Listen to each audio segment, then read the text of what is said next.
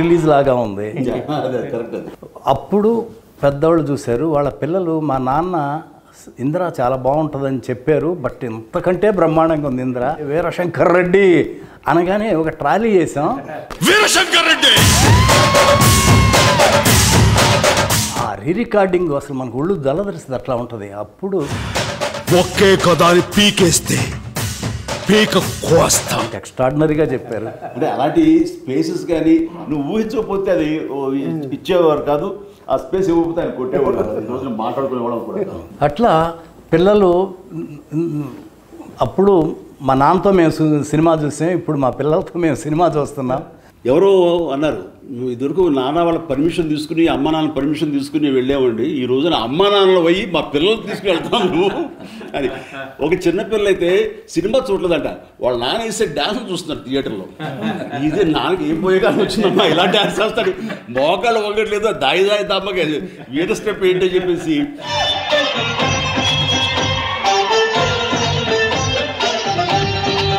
Cinema అంతా ఒక ఎత్తు అయితే ఆ ఒక స్టెప్ ఒక ఎత్తు అనుకునేవాడిని. వర్షం పాట, వర్షం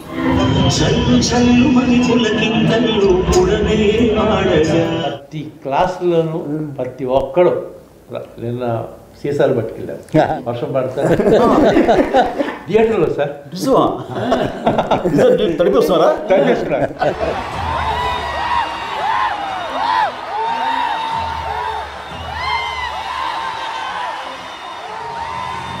ముఖ్యంగా ఆ జడతో నా మనసు కాల్చిన జడ లేదు అనే ఎక్స్ప్రెషన్ ఇస్తూ ఆ మూమెంట్ చేస్తూ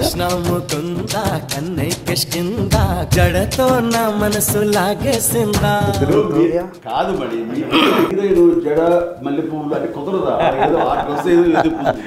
సో మీరు రాసిన దానికి జస్టిఫికేషన్ ఇవ్వాలి అంటే నేను ఆసుగా హీరో పాడేశాడు, జడ టచ్ చేద్దామంటే జడలేదు అక్కడ. ఫన్ తోటి మీరు తప్పుని సరిదిద్దారు. టెంపో అది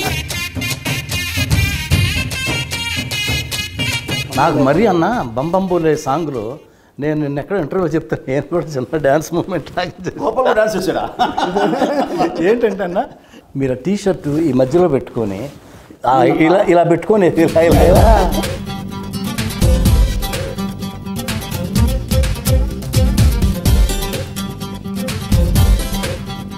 ఆ బంబంబోలే మాత్రం అది జీవితాన్ని జన్మకి ఒక పాట అంటారు, అలాంటిది నాకు ఆ రిథమ్. ఈ మధ్య విశ్వంబర్కి మేము బెంగళూరు వెళ్ళాం కంపోజ్కి కీరవాణి గారితో. వెళ్ళిన తర్వాత ఒక భక్తి సాంగ్ ఏదో కావాల్సి వస్తే బంబంబోలే లాంటి సౌండింగ్, బంబంబోలే లాంటి ఒక వైబ్రెంట్ సౌండింగ్ తోటి కావాలని విశ్వంబర్ డైరెక్టర్ బై సిస్టర్ పట్టుబట్టి ఇస్తానయా నీకు అని కీరవాణి గారు చతుర్థం ఇచ్చారు. రాముడు అది చూడబోతున్నాం. మనకి సౌత్కి హిందీ మార్కెట్ గేట్ ఓపెన్ చేసిన సినిమా ఈ ఇంద్ర ద టైగర్ అనే పేరుతోటి. అది ఎక్స్ట్రా ఒక మనకి ఇన్కమ్ అయిపోయింది తెలుగు సినిమాలకి. దానికి నాంది పలికింది ఇంద్ర ద టైగర్. కథ, మాటలు, పాటలు, దర్శకత్వం, ఈ నాలుగింటికి 4 పాతిక ఇస్తామండి సినిమాకి. కానీ ఈ మీ దగ్గరికి వచ్చేసరికి ఇవి మేము సగం అయితే మాకు సగం అంతే అంతే. మీ గురించి ఒక మాట చెప్తా. మీరు ఖైదీ సినిమాలో వస్తుంటారు బ్రిడ్జి మీద, ఎక్కడికి వెళ్తూనే ఉంటాడు అంటే కోటిపల్లి ఓహో అని వెళ్ళిపోతుంటాడు. కానీ మీరు షిఫ్ట్ అవుతారు. వేరే ఊరికి ఏంటి కొండపల్లి వెళ్తాడు, అక్కడికి వెళ్తున్నాడు అంటే మనసు మార్చుకున్నాం. అట్లా మీరు ఇండస్ట్రీకి నటుడిగా వచ్చారు, కానీ మనసు మార్చుకుని మహానటుడు అయ్యారు. అది ఈ సినిమాలో మెగాస్టార్ చిరంజీవి గారు హీరోనే కాదు, మేము ఫస్ట్ స్టోరీ డిస్కషన్ అయిన తర్వాత ఇంకా ఎందుకు కరెక్ట్గా రావట్లేదని దత్తు గారు నేను అన్న మీరు రావాలి, మీరు కూర్చోవాలి, అప్పుడు కానీ పెద్ద అబ్బాయి కుదురుగా కూర్చోడు అంటే 4 రోజులు ఆయన వచ్చి, ఆయనకు అవసరం లేదు డైలాగ్, సీన్ బై సీన్ అనుకుంటా మొత్తం ఫుల్ స్క్రిప్ట్ రెడీ చేసుకున్నాం. జగదేవి వీరు అతను సుందరి నుంచి ఆయన చేసి సినిమా అన్నింటిలో నన్ను కూర్చోబెట్టాము. అందరూ 2.5 months కూర్చున్నారు ఆయన జగదేవి సుందరికి మద్రాసులో.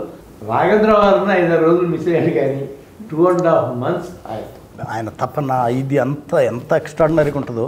ఫైనల్ ఇప్పుడు లెంగ్త్ ప్రాబ్లం వచ్చింది, మేము ఫస్ట్ కాపీ చూసాం, 3 hours 20 minutes వచ్చింది. 25 minutes తగ్గించాలన్న ఇది 18 నిమిషాలు 20 నిమిషాలు లేపు అవుతారు. ఇప్పుడు మేమంతా అనుకున్నాం మిమ్మల్ని ముందు కూర్చోబెట్టి మేము ఎవరో ఏం మాట్లాడకూడదు అని పర్ఫెక్ట్గా ఆ లెంగ్త్ ఇన్పుట్స్ అన్నది ఎవరు ఏమి ఇస్తారో తెలియదు, ఎలాంటి సహకారం లభిస్తుందో తెలియదు. ఒక బ్రెయిన్కి 2 బ్రెయిన్లు గొప్పవి, 2కు 3 బ్రెయిన్లు ఎప్పుడు గొప్పవి. అది నమ్మినటువంటి మనిషి గొప్ప. వెల్కమ్ చేయాలి, అందరి నుంచి ఇన్పుట్స్ తీసుకోవాలి, అప్పుడే ఇలాంటి మంచి మంచి సినిమాలు వస్తాయి. ఫస్ట్ ఆఫ్ ఆల్ ఇది ఈగోలు అనేది ఉండకూడదు. ఆఖరికి అల్టిమేట్గా సినిమా హిట్ అయితే ఎవరి పేరు వస్తుంది? ఇందిరా అంటే బి గోపాలే. డైరెక్టర్కి ఏంటండి సంగీత జ్ఞానం, సాహిత్య జ్ఞానం, లోకతో పాటు లోక జ్ఞానం కూడా ఉన్నారండి. Common sense. Common sense. First పెద్ద ఎపిసోడ్ లక్నోలో పెట్టుకున్నాం. షౌకత్ అలీ ఖాన్ కొడతా ఉండేది, కట్టేసి కొడతా ఉంటే అక్కడ ఒరిజినల్గా అక్కడ డైలాగ్ దెబ్బలు తిని కామ్గా వెళ్ళిపోతారు, డైలాగ్ లేదు అక్కడ. అప్పుడు చిరంజీవి గారు వచ్చి గోపాల్ ఇక్కడ దెబ్బలు తిని కామ్గా వెళ్ళిపోతున్నాను, ఏదన్నా డైలాగ్ ఉంటే బాగుంటుంది, ఒకసారి గోపాలకృష్ణతో మాట్లాడదామా అన్నారు. ఆయనేమో హైదరాబాద్లో ఉన్నారు. అప్పుడు చెప్పారు గోపాలకృష్ణ గారు, చిరంజీవి గారికి ఇది ఫోన్ ఇచ్చాను, తప్పు నా వైపు ఉంది కాబట్టి తలదించుకొని వెళ్తున్నాను. ఆ డైలాగు లేకపోతే ఆ సీను అంత గొప్పగా ఉండదు. నాకేంటంటే ఏదైనా సరే ఇది రాఘవేంద్రరావు గారు అని నేను నేర్చుకున్నది. ఎలాగంటే రాఘవేంద్రరావు గారు ఏదో సినిమాలో మంచి దొంగ సినిమాలో మోహన్ బాబు అలా పైన చూస్తుంటే కింద నుంచి వెళ్ళాలి.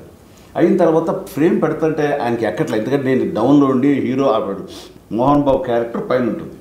ఆయనకి నచ్చలేదు. బాబాయ్ నువ్వు అలా 2-3 స్టెప్స్ ఎక్కి రివర్స్ తిరుగు, తను కిందకు దిగి వస్తాను. ఎందుకు అట్లా ఇల్లాజికల్గా ఉంటుంది కదంటే, బాబాయ్ నా హీరో ఎప్పుడు టాప్, హీరోది పై చేయిగా ఉండాలి, తగ్గడానికి వీలేదు. ఓ జనం అది ఎక్స్పెక్ట్ చేస్తారా, మాసరా ఉంటుందని నేను అక్కడ ఒక లెసన్ నేర్చుకున్నాను.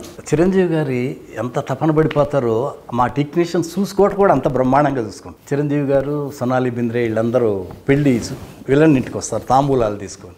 ఆ సీన్ ఏదో కరెక్ట్గా రావట్లా. ఈయనేమో వీళ్ళిద్దరు షిరిడి వెళ్ళాలంటే చిరంజీవి గారు చూడండి, గోపాలకృష్ణ గారు కొంచెం మీరు క్యాన్సిల్ చేసుకొని ఈ సీన్ బాగా చేసి వెళ్ళచ్చు కదంటే ఆగి ఆ సీన్ ఎక్స్ట్రాడినరీగా రాశారు. దానికి చిరంజీవి గారు వెంటనే ఒక బ్రహ్మాండమైన సెల్ ఫోన్, అప్పట్లో కాస్ట్లీ సెల్ ఫోన్, అప్పట్లోనే నాకు తెలిసి 60,000 70,000 ఎంత ఎక్కువ చాలా అవుతుంది, అది తీసుకొచ్చి వెంటనే సాయంత్రానికి గిఫ్ట్ ఇచ్చారు. ఆ సీన్ యాక్ట్ చేశాడు. అసలు ఎట్లుంటుంది, డ్యాన్సులు ఎంత అద్భుతంగా చేస్తారో. ఆ కండవ వేసి కుర్చీ లాగి దగ్గర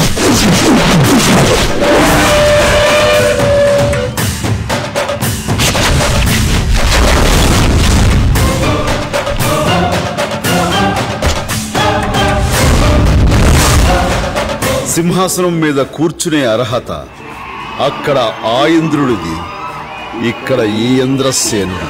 ఎంత బ్రహ్మాండంగా చెప్పారు ఆ డైలాగ్. ఆ సీన్ అన్నా నేను మిడ్ నైట్ 12ంటికి ఇప్పుడు ఎడిటింగ్ చేశాను. దత్తు గారు ఒక చోట ఉండగా వచ్చారు, 12 o'clock వచ్చారు.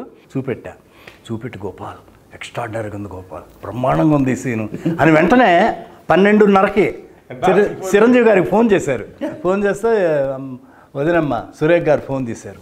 దత్తు గారు ఏంటి ఇప్పుడు చేశారు ఏంటంటే, లేదు నేను బాస్తో మాట్లాడాలి, పడుకొని ఉన్నారు, లేదు లేపండి మాట్లాడాలన్నారు. ఆమె లేపి చిరంజీవి గారిని లేపి ఫోన్ ఇచ్చింది. దత్తు గారు ఏంటంటే, దత్తు గారు ఏంటి ఇప్పుడు చేశారంటే, బాస్ ఇది ఒక సాంగ్ బాస్, ఈ సీను అదిరిపోయింది. ఏమి చేశారు బాస్ మీరు, ఎక్స్ట్రాడినరీగా ఉంది. నాకు ఇప్పుడు సీన్ చూసాను, మీకు చెప్పాలన్నది చెప్పేశాను, నేను హ్యాపీ. కమర్షియల్ సినిమాలకి ఈ ఇంద్ర ఒక నిఘంటువు, ఒక గైడ్ అండి అది అనుకోవచ్చు. అలాంటి ఇది టేకింగ్ వైజ్ కానీ కథనం కానీ డైరెక్ట్గా బి గోపాల్ కానీ కథ అందించినటువంటి మన చిన్నకృష్ణ కానీ. నేను రచయితగా మాత్రం రాయలేదన్నా, ప్రమాణం పూర్తిగా చెప్తున్నాను, ఒక అన్నయ్యకి తమ్ముడుగా రాశాను అంతే అన్న.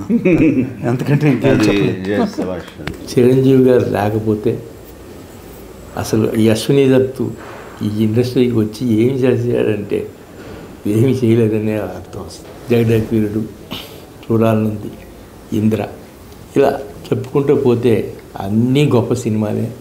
చిరంజీవి గారికి ఏమిచ్చి రుణం తీసుకోవాలో నాకు అర్థం కాదు. నేను ఆ మాట మీరు పెద్ద పెద్ద మాట ఒప్పుకోరు సార్. మీరు ఎప్పటికీ మేము మీ రుణం తీసుకోవాలి. ఇంద్ర 2 చేయాలని నా కోరిక. డన్ బాబాయ్, డన్. సుందర్ కూడా మీరు చేయాలనే ఆలోచన ఉంది. ముందు చేశారు కాబట్టి దీనికి ఇంద్రాకి ఒకటి, జగదేకవీరుడికి ఒకటి, 2